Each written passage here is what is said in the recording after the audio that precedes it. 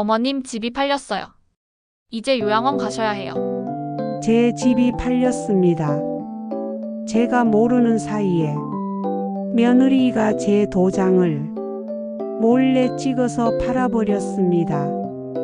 40년을 산 제 집을 말이죠. 안녕하세요, 여러분.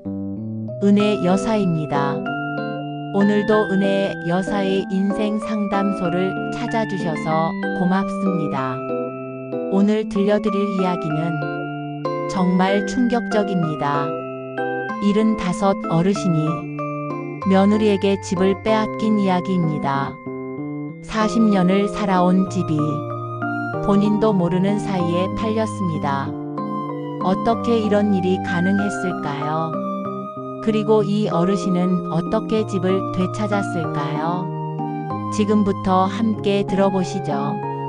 잠깐 시청하시기 전에 구독과 좋아요, 알림 설정 꼭 부탁드립니다.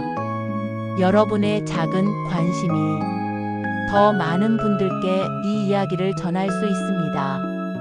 그럼 지금 바로 시작하겠습니다. 저는 올해 75 최순덕입니다. 서울 변두리 작은 동네에서 평생을 살았습니다. 남편과 결혼해서 이 집에 들어온 게 30살 때였으니 45년을 이 집에서 살았습니다. 3년 전 남편이 세상을 떠났습니다. 갑작스러운 심근경색이었어요. 저녁 먹고 텔레비전 보다가 그냥 쓰러졌습니다. 병원에 실려갔지만 그대로 가버렸어요. 40년을 함께 산 남편이 그렇게 제 곁을 떠났습니다. 장례를 치르고 나니 집이 너무 넓고 텅 비어 보였습니다. 2층짜리 단독주택인데 혼자 살기엔 너무 컸어요. 밤이면 무서웠습니다. 2층에서 무슨 소리만 나도 가슴이 철렁했어요. 혼자 밥 먹고, 혼자 텔레비전 보고, 혼자 잠들었습니다. 아들 민수가 있긴 했지만 아들도 가정이 있으니까요. 마음대로 매일 오라고 할 수도 없었습니다. 한 달에 한두 번 오면 다행이었어요. 아들이 올 때마다 말했습니다. 민수야, 엄마 혼자 있으니까 너무 외롭고 무서워. 아들이 대답했습니다. 엄마, 미안해요. 회사 일이 바빠서 자주 못 와요. 유진이랑 같이 주말에 올게요. 하지만 주말에도 잘 오지 않았습니다. 애들 학원 데려다 줘야 한다고, 유진이 몸이 안 좋다고, 이유는 늘 있었어요. 저는 점점 더 외로워졌습니다. 남편이 없는 집은 집이 아니라 그냥 텅 빈 건물 같았어요. 그러던 어느 날이었습니다. 6개월 전쯤이었어요.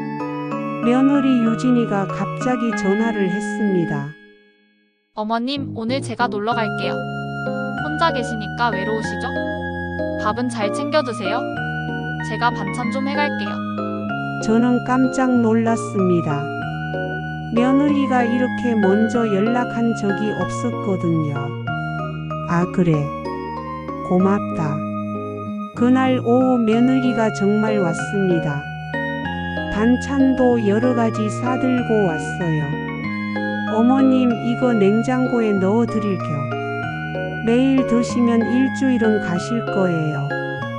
며느리가 집안 구석구석을 청소해주고, 빨래도 개켜주고, 냉장고도 정리해줬습니다.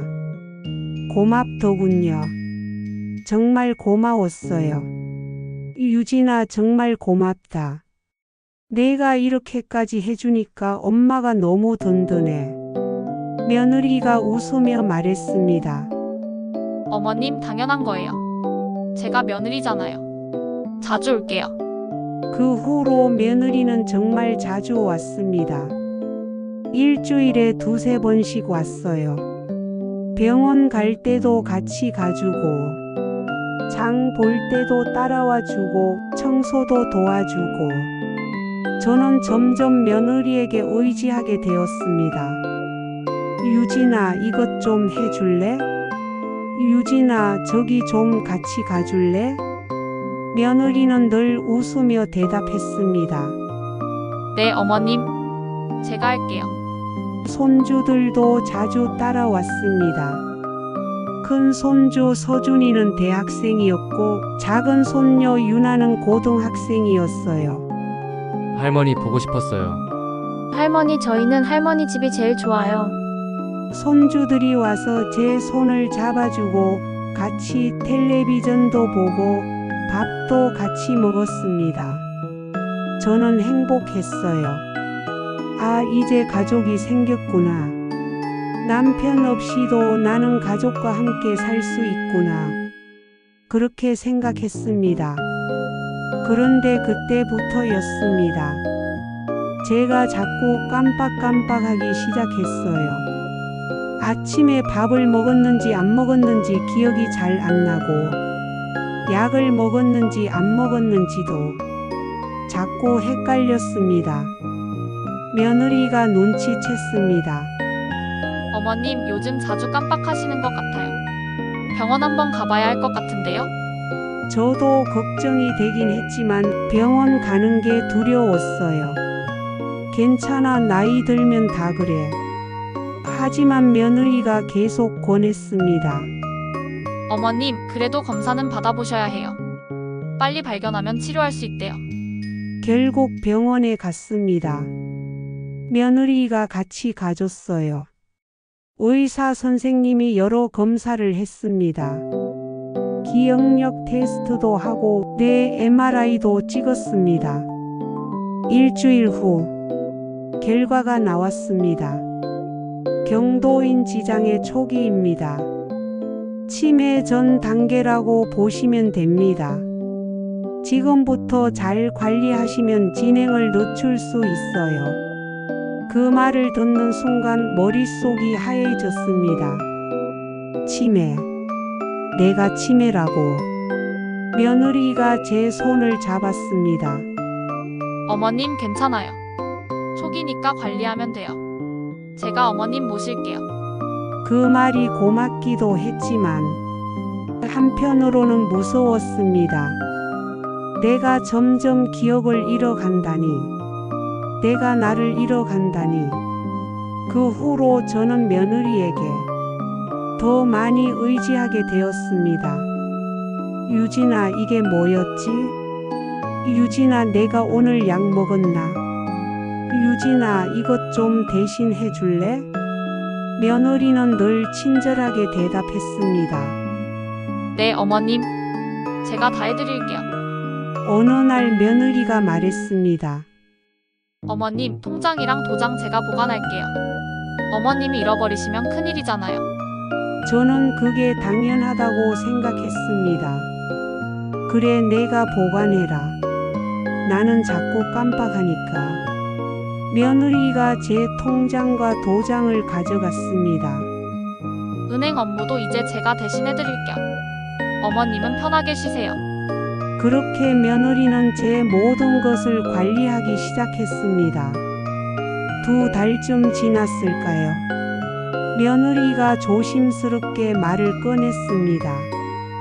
어머님, 이 집 너무 크고 관리 힘드시죠? 저는 고개를 끄덕였습니다. 그래, 혼자 살기엔 너무 커. 2층 청소하는 것도 힘들고. 며느리가 말을 이었습니다. 어머님, 집 파는 거 어떠세요? 팔아서 작은 아파트로 이사하시면 훨씬 편하실 텐데. 저는 깜짝 놀랐습니다. 집을 팔아? 이 집은 내가 40년 넘게 산 집인데. 하지만 며느리는 계속 설득했습니다. 어머님, 혼자 2층 집은 위험하세요. 계단 오르내리다 넘어지시면 어떡해요? 요즘 혼자 사는 노인들 대상 범죄도 많잖아요. 2층 집은 도둑도 쉽게 들어올 수 있어요. 그 말을 듣고 보니 확실히 무섭긴 했습니다. 밤에 혼자 있으면 정말 두려웠거든요. 며느리가 덧붙였습니다.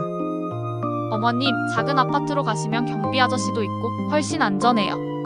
저희 집 근처로 구하면 저도 자주 갈 수 있고요. 아들도 거들었습니다.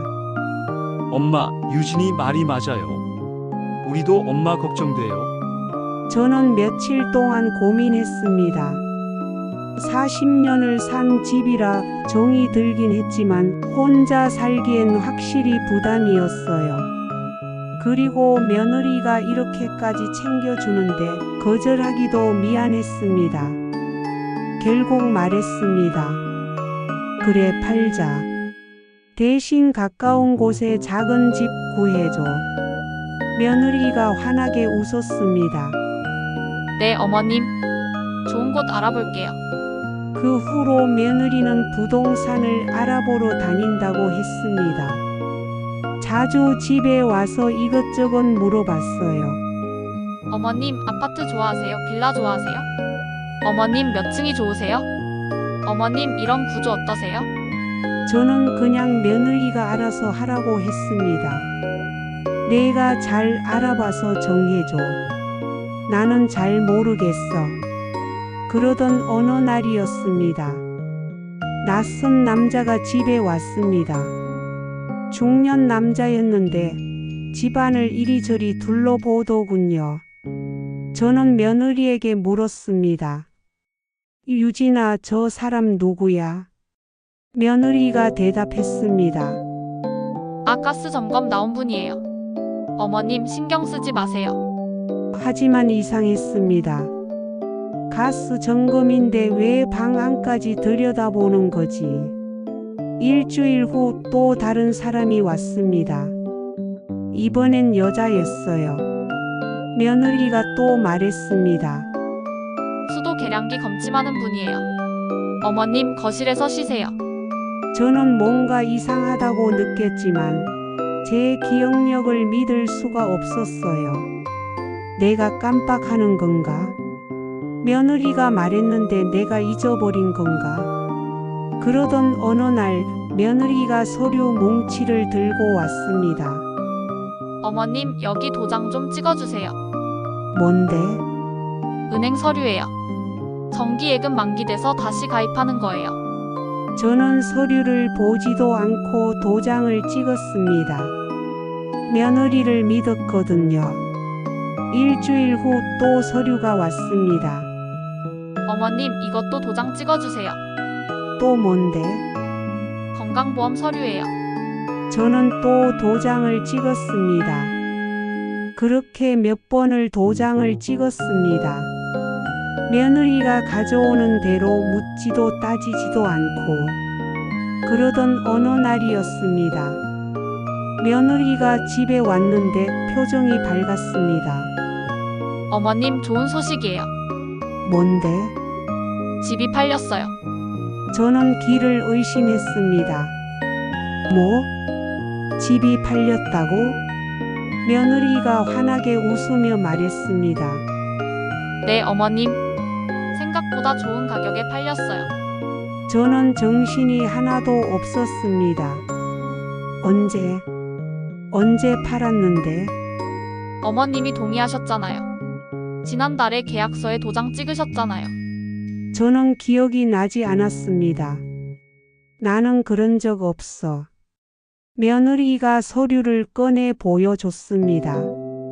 매매 계약서였습니다.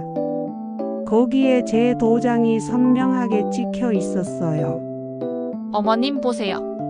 어머님 도장이에요. 저는 그 도장을 보는 순간 머릿속이 하얘졌습니다.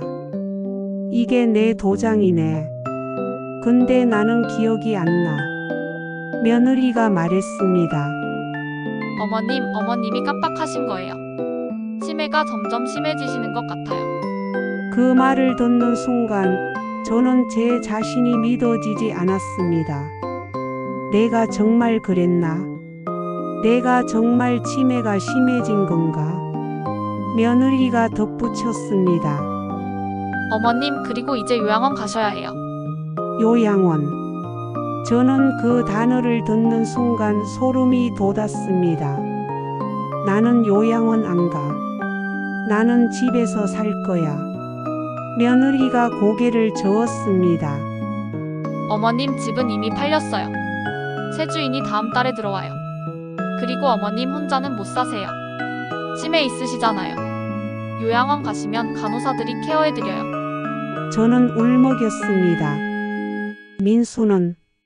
민수는 뭐라고 해? 며느리가 잠시 침묵하더니 말했습니다. 그이도 동의했어요. 어머님 안전이 제일 중요하다고. 저는 그 순간 세상이 무너지는 것 같았습니다. 내 아들도 나를 버린 거구나. 일주일 후 아들이 왔습니다. 짐을 싸러 온 거였어요. 엄마, 짐 쌀게요.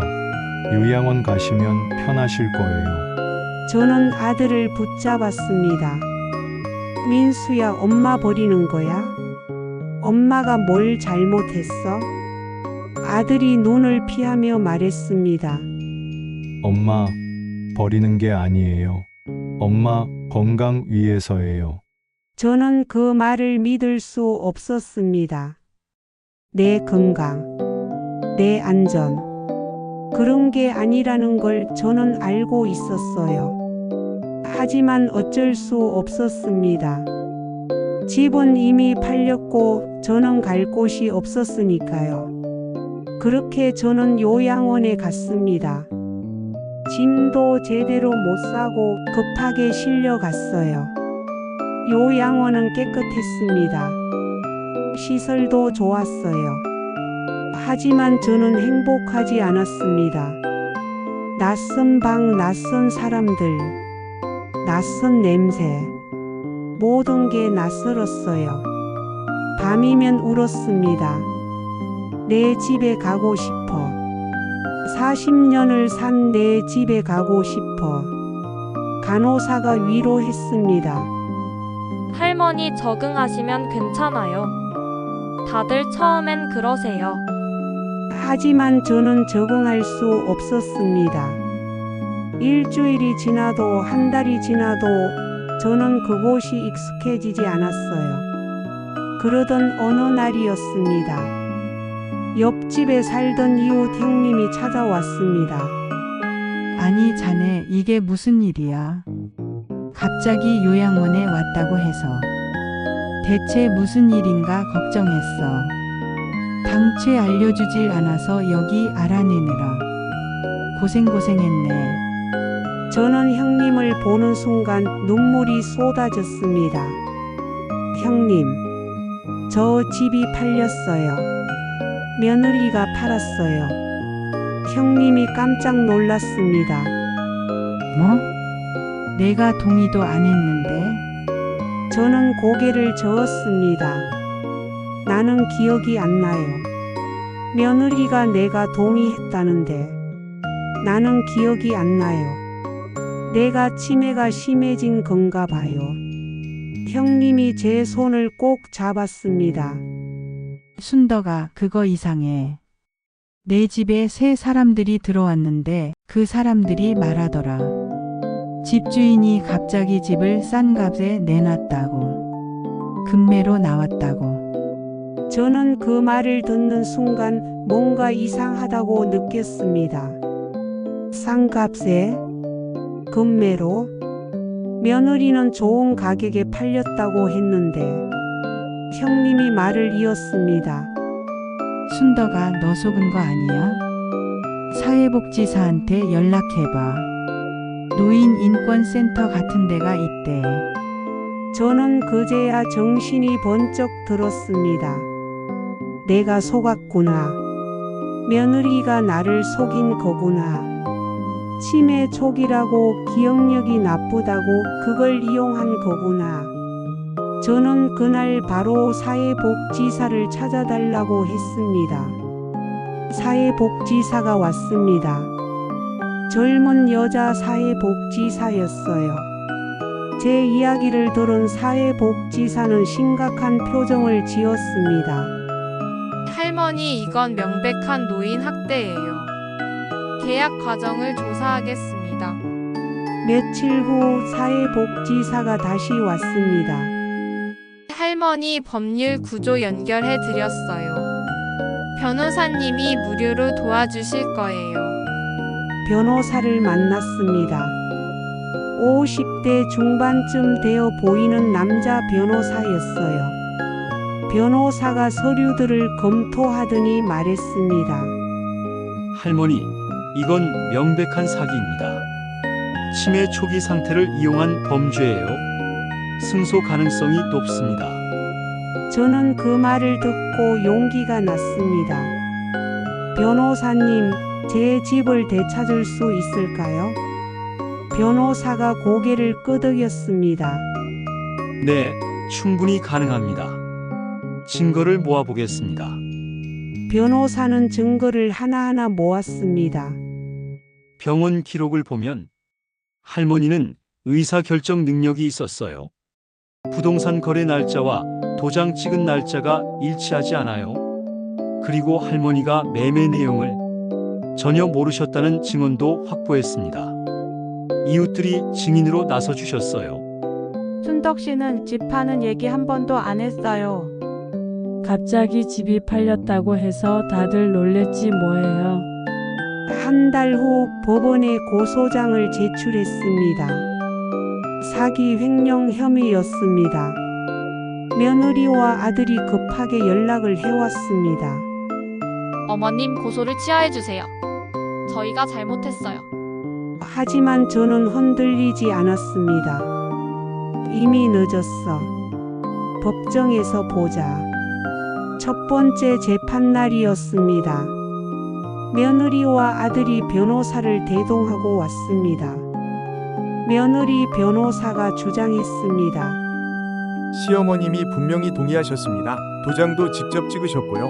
하지만 우리 변호사가 반박했습니다.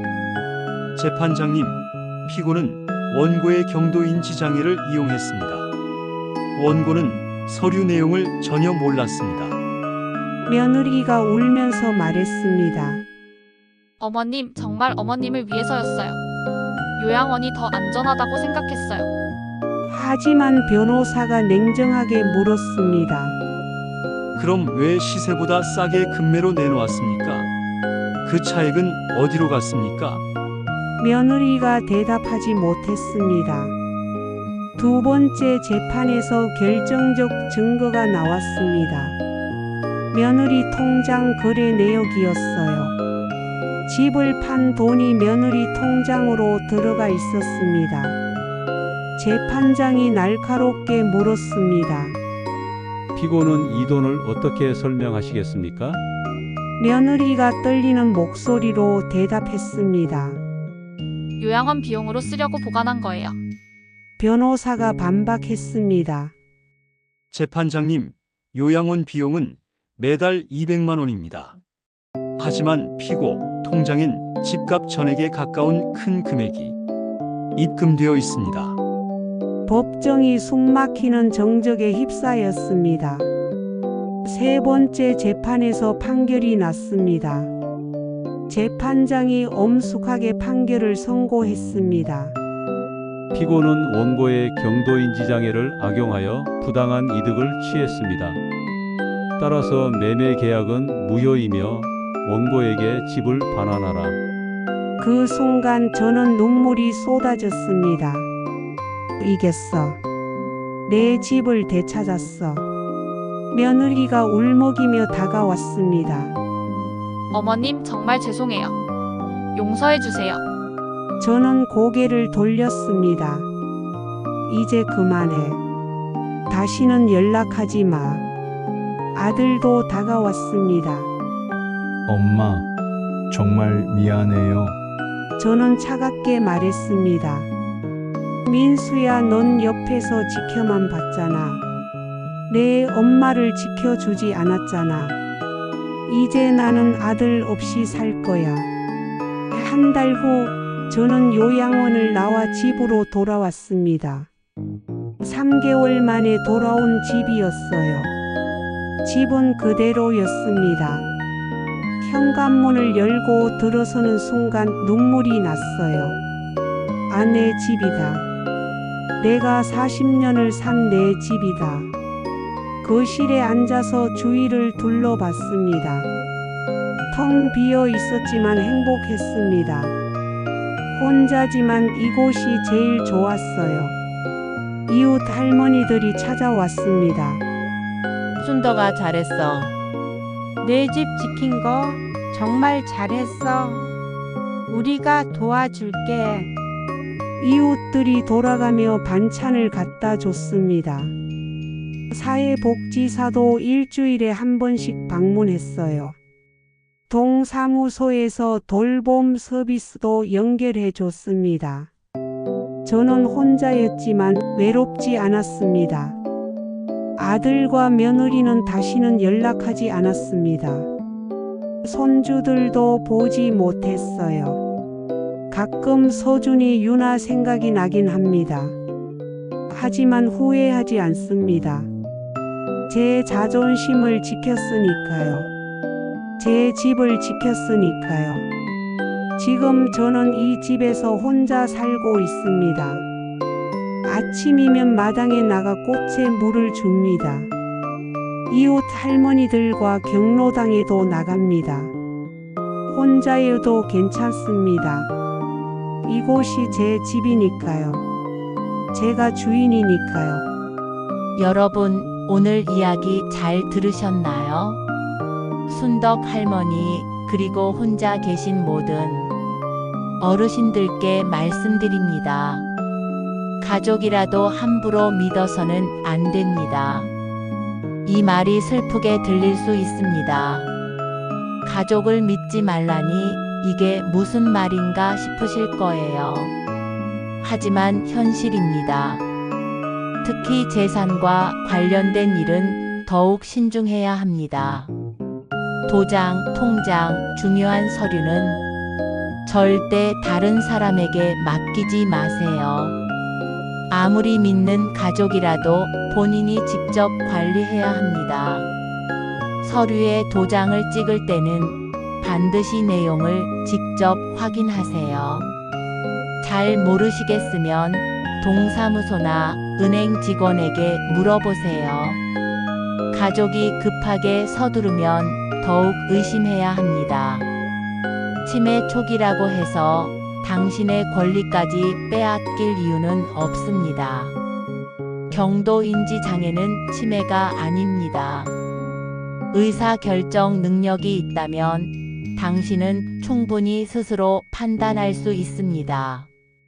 누군가 당신의 기억력이 나쁘다고 깜빡한다고 그걸 이용하려고 한다면 그건 명백한 학대입니다. 법은 당신 편입니다. 노인을 속이고 재산을 가로채는 것은 범죄입니다. 사기죄, 횡령죄로 처벌받습니다.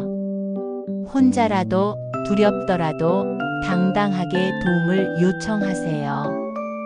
사회복지사, 노인인권센터, 법률구조공단, 많은 곳에서 무료로 도와줍니다. 순덕 할머니는 용기를 내셨습니다. 이웃의 도움으로, 법의 도움으로 당신의 집을, 당신의 권리를 지켜냈습니다. 혼자여도 괜찮습니다. 두려워하지 마세요. 당신이 주인인 그곳에서 당당하게 사세요. 당신의 집은 당신의 것입니다. 아무도 함부로 빼앗을 수 없습니다. 오늘 이야기가 많은 분들께 도움이 되기를 바랍니다. 혹시 비슷한 상황에 계시다면 주저하지 말고 도움을 요청하세요. 오늘 이야기도 끝까지 함께 해주셔서 고맙습니다. 은혜 여사의 인생 상담소는 언제나 여러분의 사연을 기다립니다. 보내주신 사연은 이름이나 구체적인 정보가 드러나지 않도록 각색하여 소개해드립니다. 인생은 혼자가 아니라 함께 나눌 때 더 따뜻해집니다. 마음 편히 털어놓고 나누고 오늘도 마음 편히 쉬어가세요. 구독과 좋아요, 알림 설정으로 응원해 주시면 더 많은 분들이 이런 의미 있는 이야기를 들을 수 있습니다. 그럼 다음 이야기에서 또 뵙겠습니다.